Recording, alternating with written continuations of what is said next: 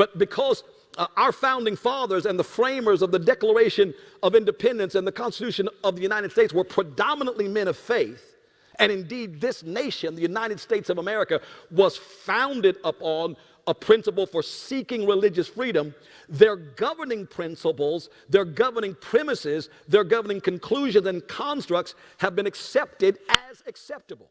Yet, when it comes to the moral, ethical, and equal treatment of the men and women they brought to this nation from the African continent and enslaved, they canonized and codified into law an immoral, unethical, and unacceptable lie, reducing black men and black women to property and to 3/5 of a human being, thus creating another race, a people to be bought and sold and owned.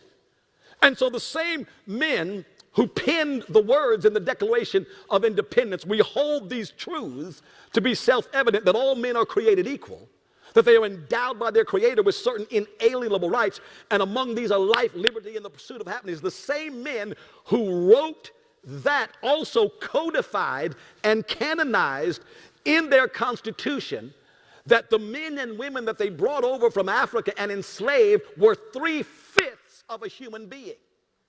And in the law, they said that 5 slaves equaled 3 free people. This is codified in law. Look in the drawings of the constitutional amendments of 1787, and you will find this 3/5 law, that slaves were 3/5 of a human being. And there is where a distinction in race was created.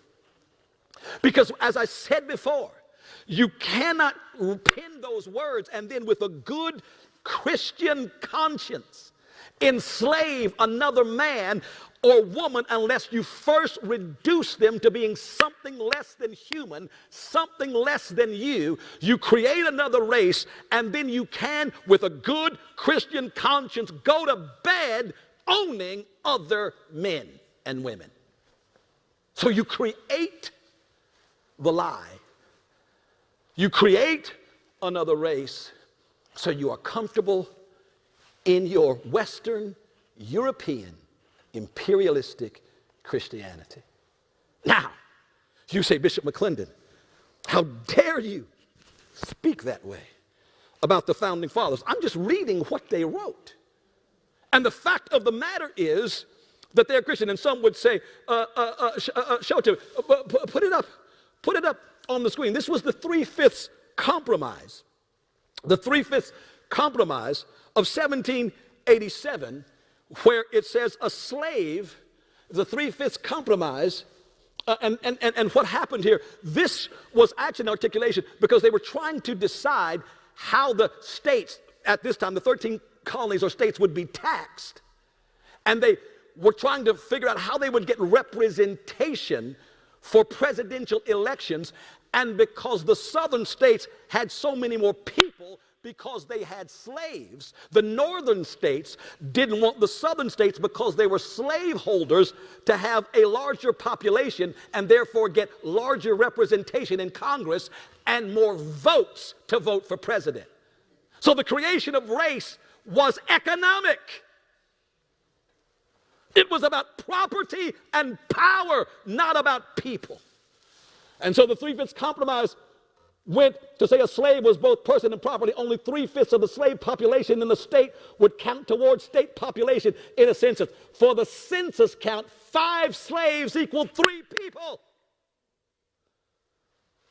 And so another race was created.